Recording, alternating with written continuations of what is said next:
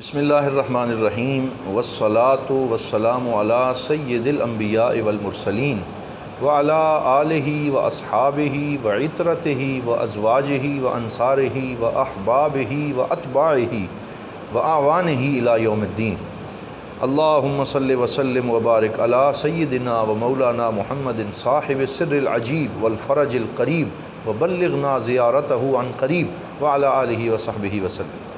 السلام علیکم ورحمۃ اللہ وبرکاتہ۔ معزز سامعین و ناظرین، بدایت الہدایہ شریف کے ایک اور درس کے ساتھ حاضر خدمت ہیں۔ آج ہمارا چھٹا درس ہے جس میں ہم آداب الخروج الی المسجد بیان کر رہے ہیں۔ اس سے پہلے حضرت امام غزالی نے گزشتہ دروس میں ایک تو نیت کی اصلاح کی بات کی کہ طالب علم کو نیت کیسی رکھنی چاہیے، پھر ابتدائی طہارت جو ہے اس کے اختصار کے ساتھ آداب ذکر کیے۔ اب یہاں سے لے کر آن ورڈ آگے حضرت امام غزالی رحمہ اللہ تعالیٰ آپ نے بڑی خوبصورتی کے ساتھ صبح فجر کے طلوع ہونے سے لے کر عشاء تک سونے تک بندہ مومن کا کیا معمول ہونا چاہیے ایک دن کا، اس کو ذکر کیا۔ کتنی دعائیں مانگنی چاہیے، کیسے مسجد آنا چاہیے، کیسے نماز پڑھنی چاہیے، وہ آپ نے ذکر کیا ہے۔ تو میں یہ سمجھتا ہوں کہ اگرچہ اس میں اتنی ساری دعائیں جو یہاں لکھی گئی ہیں، ہر ایک دعا کو یاد کرنا ہر مسلمان کے لیے مشکل ہے، بہت مشکل ہے، لیکن بہرحال اس سے ایک اندازہ تو آپ کو ہو جائے گا کہ ہمارے ائمہ کرام حضرت امام غزالی، حضرت امام جوینی، امام ابن حجر عسقلانی، امام سیوطی اور جو ہمارے اسلاف تھے، وہ ان کی زندگی کتنی دعاؤں سے معمور تھی، کس قدر اللہ رب العزت سے ان کا تعلق تھا، کتنا شریعت پہ ان کا عمل تھا۔ اس کا اندازہ آپ کو یہ درس سننے کے بعد ہوگا کہ ہم تو آج 5 نمازیں بھی اگر جماعت سے پڑھ لیں تو اپنے آپ کو پتہ نہیں کیا سمجھنے لگتے ہیں۔ تو وہ لوگ جن کے معمول اب آپ یہاں دیکھیں گے کہ صبح اٹھنے سے لے کے شام تک کا ایک بندہ مومن کا معمول اگر امام غزالی لکھ رہے ہیں تو ان کا اپنا کیا معمول ہوگا، کیا برکتیں ان کو ملتی ہوں گی۔ تو میں یہ سمجھتا ہوں کہ اس درس کو سن کے ہمیں یہ نیت کرنی چاہیے کہ ہم اپنی زندگی کا ایک دن، ایک ہفتہ، ایک مہینہ اس معمول کے مطابق گزارنے کی کوشش کریں تاکہ ہماری زندگی میں بھی یہ برکات اللہ تعالی ہمیں عطا فرمائے۔ تو آئیے دیکھتے ہیں کہ کیا امام غزالی لکھ رہے ہیں۔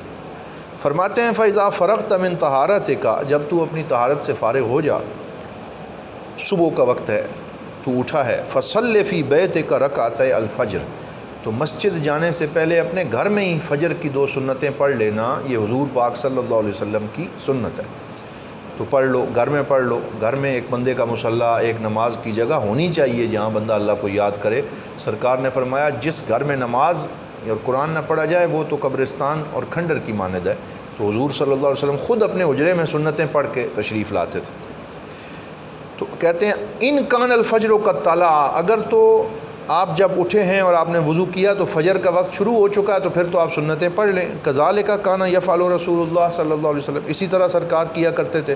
ثم توجہ الی المسجد، پھر مسجد کی طرف آپ چلیں۔ ولا تدع الصلاۃ فی جماعہ، اور جماعت کے ساتھ نماز کو ترک نہ کریں۔ لا سیما صلاۃ الصبح، بالخصوص جو فجر کی نماز ہے یہ جماعت سے ادا کریں۔ کیوں؟ فصلاۃ الجماعت تفضل صلاۃ الفذ ب27 درجہ، کیونکہ ایک بندے کا اکیلا نماز پڑھنا اس کے بجائے جماعت کے ساتھ نماز پڑھنا یہ 27 درجے زیادہ افضل اور زیادہ درجات کا حامل۔ فإن كنت تتساهل في مثل هذا الربح، اگر تو اتنے بڑے نفع کو روز چھوڑتا ہے اور غفلت سے گھر میں ہی تم پڑھ لیتا ہے نماز یا پڑھتا ہی نہیں ہے، فأي فائدة لك في طلب العلم، تو پھر علم حاصل کرنے کا کیا فائدہ تجھے حاصل ہوگا۔ وإنما ثمرة العلم العمل به، کیونکہ علم کا ثمرہ تو اس پہ عمل کرنا۔ فإذا سعيت إلى المسجد، اب جب تو مسجد کی طرف چل نکلا ہے، فامشي على هينة وتؤدة ولا تعجل، تو قدم بڑے وقار سے آہستہ آہستہ قدم رکھو، سکون سے قدم رکھو، جلدی نہ کرو، کیونکہ بندہ مومن باوقار ہونا چاہیے، اس کا ہر قدم بڑا سلجھا ہوا ہونا چاہیے۔ اب مسجد کی طرف جاتے ہوئے کیا کہو، ہم پنجابی میں کر سکتے ہیں، اردو میں کر سکتے ہیں، لیکن اس کا مفہوم نیت کا یہ ہونا چاہیے اگر سرکار دو عالم کی زبان سے نکلے ہوئے یہ الفاظ نصیب ہو جائیں تو اس سے بڑی تو بات ہی کوئی نہیں۔ اگر کوئی یاد کر سکے تو پھر تو سونے پہ سہاگا ہے۔ اللہم انی اسألک بحق السائلین علیک، وبحق الراغبین الیک وبحق ممشای ھذا الیک، یا اللہ میں تجھ سے سوال کرتا ہوں ان لوگوں کے وسیلے سے جو تجھ سے مانگتے ہیں، جو تیری طرف رغبت کرتے ہیں، اور اپنے ان قدموں کی وسیلے سے تجھ سے مانگتا ہوں جو تیرے گھر کی طرف میرے قدم اٹھ رہے ہیں۔ فإنی لم اخرج عشرا ولا بطرا ولا ریاء ولا سمعتا، میں اپنے گھر سے غرور، تکبر، ریاکاری اور شہرت کے لیے نہیں نکلا، بل خرجت اتقاء سخطک وابتغاء مرضاتک، میں تیری ناراضگی سے بچنے کے لیے اور تیری رضا حاصل کرنے کے لیے نکلا ہوں۔ فأسألک ان تنقذنی من النار، میں مانگتا ہوں کہ مجھے جہنم کی آگ سے آزادی عطا فرما، وتدخلنی الجنہ، اور مجھے جنت میں داخل ہونے کا شرف عطا فرما، وان تغفر لی ذنوبی، میرے گناہ بخش دے، فإنہ لا یغفر الذنوب الا انت، بے شک تو ہی گناہوں کو معاف فرمانے والا ہے۔ تو اس ایک یہ دعا اور یہ مفہوم جو بندہ روز اپنے گھر سے نکلتے ہوئے مسجد میں ادا کرتا رہے تو کتنے خوبصورت مفاہیم اس کے ذہن اور اس کے دل میں گھر کر جاتے ہیں، اور اس کی زندگی جنت بن جاتی کہ یا اللہ میری نیت تیرے گھر کی طرف جانے میں ریاکاری نہیں ہے، شہرت نہیں ہے، تکبر نہیں ہے، میں تجھ سے تیرے بندوں کے صدقے سے مانگتا ہوں، ان قدموں کے اٹھنے کے وسیلے سے مانگتا ہوں، میرے گناہ بخش دے، مجھے جنت میں داخل فرما دے، اور تو ہی گناہوں کو بخشنے والا ہے۔ آداب و دخول المسجد الی طلوع الشمس، پھر مسجد میں آ کر طلوع شمس یعنی فجر کے بعد سورج چڑھ اوپر طلوع ہو جانے تک کے کیا آداب ہیں وہ اس فصل میں ذکر فرمائے۔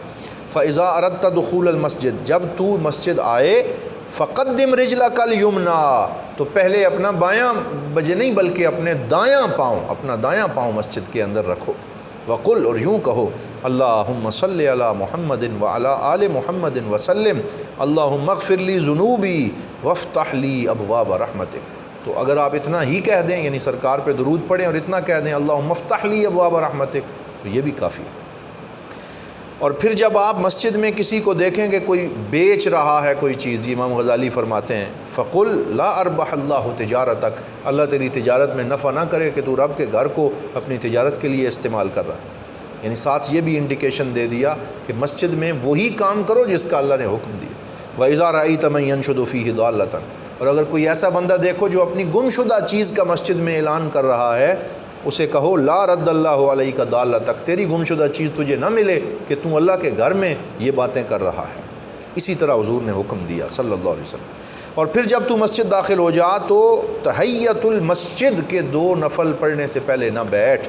اب ہمارے یہاں اناف کے ہاں یہ بتایا گیا ہے کہ جب آپ فجر کی سنتیں ادا کر لیں تو فرض پڑھنے تک درمیان میں اور کوئی نفل نہ پڑھیں، تو اس کا بہترین طریقہ یہی ہے کہ فجر کی رکعتیں آپ مسجد میں آ کر سنتیں ادا کریں، تاکہ جو ہی آپ مسجد میں داخل ہوں بیٹھنے سے پہلے آپ فجر کی 2 سنتیں پڑھیں گے تو اسی میں اللہ رب العزت آپ کو تحیۃ المسجد کا ثواب بھی عطا فرما دے گا، اور اس بات کو امام غزالی نے بھی یہاں ذکر کیا۔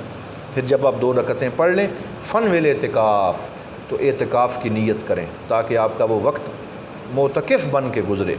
وَدْعُ بِمَا دَعَا بِهِ رسول اللہ بعد رکعتي الفجر، اور فجر کی رکعتیں پڑھنے کے بعد فرض تک جو ٹائم ہے یہ بڑا مبارک ٹائم ہے۔ علماء اور صوفیاء نے اس کے لیے خاص وظیفے ذکر فرمائے، امام غزالی نے بھی یہاں کچھ دعائیں لکھی ہیں۔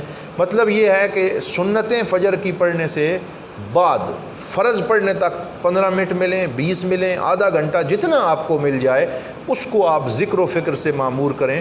ہمارے چشتی بزرگان دین جو ہیں اور رضوان اللہ علیہ مجمعین، ان کا معمول یہ ہے کہ ان میں سے بعض 1000 مرتبہ یا حی و یا قیوم فجر کی سنتوں اور فرض کے درمیان پڑھتے ہیں۔ اسی طرح بعض بزرگوں نے فرمایا 41 مرتبہ سورہ فاتحہ جو بندہ پڑھتا رہے اور کم از کم 40-41 دن تک یہ معمول اپنا جاری رکھے تو اس کی زندگی میں بے بہا برکات اللہ تعالیٰ اسے عطا فرماتا ہے، رزق کے دروازے کھل جاتے ہیں۔ امام غزالی فرماتے ہیں فجر کی سنتیں پڑھنے کے بعد یوں دعائیں مانگو، اللہم انی اسألوک رحمتا من عندک تہدی بہا قلبی، یا اللہ میں تجھ سے ایسی رحمت مانگتا ہوں جس سے میرے دل کو سکون مل جائے، وتجمع بہا شملی، جس سے میرے معاملات جمع ہو جائیں، وتلم بہا شاسی، میری پراگندہ فکر پاکیزہ ہو جائے، وترد بہا الفتی، اور میری الفت اور محبت جو تجھ کے ساتھ تیرے ساتھ ہے وہ مجھے پھر سے مل جائے، لوٹ آئے، وتصلح بہا دینی، میرا دین صحیح ہو جائے، وتحفظ بہا غائبی، اور جو غائب ہیں مجھ سے تو ان کی بھی حفاظت فرما، وترفع بہا شاہدی، اور جو میرے پاس میرے گھر میں ہیں میرے پاس حاضر ہیں ان کے درجات بلند فرما، وتزکی بہا عملی، اور جس سے میرے عمل کو پاکیزہ فرما، وتبید بہا وجہی، میرے چہرے کو روشن فرما، وتلقینی بہا رشدی، اور تو مجھے ہدایت تلقین فرما، وتعصمنی بہا من کل سوء، اور ہر گناہ سے محفوظ فرما۔ اللہم انی اسألک ایمانا دائما یباشر قلبی، واسألک یقینا صادقا حتی اعلم انہ لن یصیبنی الا ما کتبتہ علی وردنی بما قسمتہ لی۔ یا اللہ مجھے ایسا کر دے کہ میں تیری تقدیر پہ راضی ہو جاؤں۔ اللہم اعطنی ایمانا صادقا ویقینا لیس بعدہ کفر ورحمتا انال بہا شرف کرامتک فی الدنیا والآخرہ، مجھے ایسی رحمت عطا فرما کہ پھر میں کفر کی طرف کبھی بھی لوٹ کے نہ جاؤں اور مجھے دنیا اور آخرت کی عزتیں نصیب ہو جائیں۔ اللہم انی اسألک الصبر عند القضاء والفوز عند اللقاء ومنازل الشہداء وعیش السعداء والنصر علی الاعداء ومرافقۃ الانبیاء۔ یا اللہ مجھے یہ ساری نعمتیں عطا فرما۔ اللہم انی انزل بک حاجتی وان ضعف رأیی، میں اپنی حاجتیں تیری بارگاہ میں پیش کرتا ہوں۔ وقصر عملی، اگرچہ میرا عمل بڑا ناقص ہے۔ وافتقرت الی رحمتک، میں تیری رحمت کا محتاج ہوں۔ فاسألک یا قاضی الامور ویا شافی الصدور کما تجیر بین البحور ان تجیرنی من عذاب السعیر، جیسے یا اللہ تو نجات عطا فرماتا ہے تو ہمیں بھی جہنم کی آگ سے نجات عطا فرما، ومن دعوت الصبور ومن فتنۃ القبور، اور قبر کے عذاب سے نجات عطا فرما۔ اللہم اجعلنا ہادین مہتدین غیر ضالین ولا مضلین، یا اللہ ہمیں ہدایت یافتہ بنا دے، گمراہوں میں سے نہ کرنا۔ حربا لاعدائک، اپنے دشمنوں پر سخت بنا دے۔ وسلما لاولیائک، اپنے ولیوں کا دوست بنا دے۔ نحب بحبک الناس ونعادی بعداوتک من خالفک من خلقک، ہماری محبت تیرے لیے ہو، ہماری دشمنی تیرے لیے ہو۔ اللہم ھذا الدعاء وعلیک الاجابہ، یا اللہ یہ دعائیں ہیں اور تو قبولیت عطا کرنے والا ہے۔ وھذا الجہد وعلیک التکلان، اور یہ میری کوشش ہے اور تجھی پہ میرا بھروسہ ہے۔ وإنا للہ وإنا الیہ راجعون ولا حول ولا قوة الا باللہ العلی العظیم۔ اللہم یا ذا الحبل الشدید والامر الرشید، اسألک الامن یوم الوعید والجنة یوم الخلود مع المقربین الشہود والرکع السجود الموفین بالعہود انک رحیم ودود وانت تفعل ما ترید۔ سبحان الذی تعطف بالعز وقال به، سبحان الذی لبس المجد وتکرم به، سبحان الذی لا ينبغي التسبیح الا له، سبحان ذی الفضل والنعم، سبحان ذی القدرۃ والکرم، سبحان الذی احصى كل شیء بعلمہ۔ اللہم اجعل لی نورا فی قلبی، یہ بڑی اہم دعا ہے۔ اللہم اجعل لی نورا فی قبری ونورا فی قلبی ونورا فی سمعی ونورا فی بصری ونورا فی شعری ونورا فی بشری ونورا فی لحمی ونورا فی دمی ونورا فی عظامی ونورا من بین یدی ونورا من خلفی ونورا عن یمینی ونورا عن شمالی ونورا من فوقی ونورا من تحتی۔ اللہم زدنی نورا واعطنی نورا واجعل لی نورا۔ تو اس دعا کے اندر اللہ رب العزت کے پاک نبی صلی اللہ علیہ وسلم نے حکم دیا کہ یوں مانگو، یا اللہ مجھے ظاہر نور، باطن نور، جسم نور، گوشت نور، ہڈیاں نور، میری آنکھیں نور بنا دے، میرے سر پہ نور عطا فرما، میرے پورے وجود کو نور بنا دے۔ اسے دعائے نور بھی کہا جاتا ہے۔ تو اب یہاں آپ دیکھیں میں نے کتنی دعائیں پڑھی، یہ ساری وہ دعائیں ہیں حضرت امام غزالی فرماتے ہیں جو فجر کی سنتوں کو پڑھنے کے بعد فجر کے فرائض تک درمیان میں جو 15 منٹ ہیں ان کے اندر آپ یہ دعائیں مانگیں۔ اگر یہ نہیں مانگ سکتے 1000 مرتبہ یا حی یا قیوم پڑھیں، اگر یہ نہیں ہو سکتا 41 مرتبہ سورہ فاتحہ پڑھیں، یعنی کوئی نہ کوئی آپ کا وظیفہ ہونا چاہیے جو آپ فجر کی سنتیں پڑھنے کے بعد شروع کریں اور فجر کا فرض جو ہیں ان سے پہلے اسے مکمل کریں۔ فَإِذَا فَرَغْتَ مِنَ الدُّعَاء، جب آپ دعا مانگ لیں، فَلَا تَشْتَغِلْ إِلَىٰ أَدَاءِ الْفَرِيضَةِ إِلَّا بِذِكْرِ اللَّهِ، تو پھر بھی اگر ٹائم بچ جاتا ہے فجر کے جماعت کھڑی ہونے میں تو آپ اس میں اللہ کا ذکر کریں، تسبیح کریں، قرآن کی تلاوت کریں، اور جب اذان سن لیں تو پھر اذان کا جواب دیں۔ اذان کا جواب دینا بڑا ضروری ہے، ہم لوگ اس کی توجہ نہیں کرتے۔ تو آپ فرماتے ہیں یہ حضور صلی اللہ علیہ وسلم کی سنت مؤکدہ ہے کہ جب مؤذن کہے اللہ اکبر تو آپ بھی کہیں اللہ اکبر. پھر جب وہ کہے حی علی الصلاۃ، اسی طرح ہر کلمہ دہراتے رہیں، اشہد ان لا الہ الا اللہ، اشہد ان محمد رسول اللہ، تو یہ دہراتے رہیں اور درود پڑھیں سرکار دو عالم صلی اللہ علیہ وسلم. جب مؤذن کہے حی علی الصلاۃ حی علی الفلاح تو آپ کہیں لا حول ولا قوۃ الا باللہ العلی العظیم. جب مؤذن کہے الصلاۃ خیر من النوم تو آپ کہیں صدقت و بررت. اور جب مؤذن جو ہے وہ اقامت کہے تو اقامت میں بھی ساتھ ساتھ جواب جو ہے وہ دیتے رہیں. اور جب وہ کہے قد قامت الصلاۃ تو آپ کہیں اقامہ اللہ و ادامہا ما دامت السماوات والارض، کہ جب تک زمین و آسمان باقی ہیں یہ نمازیں اسی طرح قائم رہیں، مسجدیں اسی طرح آباد رہیں. پھر جب آپ مؤذن کے جواب سے فارغ ہو جائیں اور نماز کھڑی ہونے لگے تو اس وقت دل میں یوں کہیں اللہم انی اسألک عند حضور صلاتک و اصوات دعائک و ادبار لیلک و اقبال نہارک ان تؤتی محمدا صلی اللہ علیہ وسلم الوسیلۃ والفضیلۃ والدرجۃ الرفیعہ وابعثہ المقام المحمود الذی وعدتہ وارزقنا شفاعتہ یوم القیامہ انک لا تخلف المیعاد برحمتک یا ارحم الراحمین. یہ اذان کے بعد کی دعا ہے جو تھوڑے سے صیغوں کے اختلاف کے ساتھ آپ نے ذکر فرمائی ہے. ہم وہی دعا پڑھیں گے اذان کے بعد جو ہمیں سکھائی گئی ہے اور ہم پڑھتے ہیں. پھر آپ نماز ادا کریں اور جب امام تکبیر تحریمہ کہے تو اس وقت فوراً اس کے ساتھ تکبیر تحریمہ آپ بھی کہیں، لیٹ نہ کریں. اور جب نماز سے فارغ ہو جائیں تو پھر نماز کے بعد یہ دعائیں مانگیں. اسی پہ اختتام کرتے ہیں. یہ 2-3 دعائیں جو آپ نے فرض کے بعد کی ذکر کی ہیں. جو ہی سلام پھیریں، آج کل بعض لوگوں نے یہ بنا لیا طریقہ کہ جو ہی سلام پھیرا جاتا ہے وہ اٹھ کے یوں بھاگتے ہیں کہ پتہ نہیں یہاں بیٹھنے سے کیا ہو جائے گا. یاد رکھیں فرض پڑھنے کے بعد بیٹھنا، چند دعائیں مانگنا، خاص ذکر و فکر کرنا، یہ حضور نبی رحمت صلی اللہ علیہ وآلہ وسلم کی خاص سنت مؤکدہ ہے کہ حضور ان دعاؤں کا اہتمام کیا کرتے. تو فرض کے بعد کہیں اللہم صلی علی محمد وعلی آل محمد اللہم انت السلام ومنک السلام والیک یرجع السلام حینا ربنا بالسلام وادخلنا دار السلام تبارکت یا ذا الجلال والاکرام سبحان ربی العلی الاعلی الوہاب لا الہ الا اللہ وحدہ لا شریک لہ لہ الملک ولہ الحمد یحیی ویمیت وہو حی لا یموت بیدہ الخیر وہو علی کل شیء قدیر لا الہ الا اللہ اہل النعمت والمنہ والفضل والثناء الحسن لا الہ الا اللہ ولا نعبد الا ایاہ مخلصین لہ الدین ولو کرہ الکافرون. یہ دعا پڑھنے کے بعد امام غزالی فرماتے ہیں، یہ آپ اندازہ کریں کہ ہمارے اسلاف اور بزرگان دین کس قدر دعاؤں کا اہتمام کرتے تھے، اور آج ہماری حالت کتنی پتلی ہو گئی کہ ہم لوگوں نے فرائض میں بھی سستی شروع کر دی، دعاؤں کو بھی چھوڑ دیا. اللہ تعالی ہمیں ان دعاؤں کے اہتمام کرتے رہنے کی توفیق عطا فرمائے. پھر فرماتے ہیں کہ آپ وہ دعائیں مانگیں فرض پڑھنے کے بعد جن کو الجوامع الکوامل کہا گیا، یعنی جامع اور کامل دعائیں جو حضور صلی اللہ علیہ وسلم مانگتے تھے. اور یہ وہ دعائیں ہیں جو حضور نے سیدہ عائشہ صدیقہ رضی اللہ تعالی عنہا ام المومنین ان کو تلقین فرمائیں. اللہم انی اسألک من الخیر کلہ عاجلہ و آجلہ، یا اللہ میں تجھ سے ہر طرح کی خیر کا سوال کرتا ہوں، چاہے وہ ابھی ملنے والی ہے یا دیر کے بعد ملنے والی. ما علمت منہ وما لم اعلم، جو میں جانتا ہوں جو نہیں جانتا. واعوذ بک من الشر کلہ عاجلہ و آجلہ ما علمت منہ وما لم اعلم واسألک الجنہ، جنت کا سوال کرتا ہوں. وما قرب الیہا من قول او عمل او اعتقاد، اور ہر اس چیز کا جو مجھے جنت کے قریب کر دے.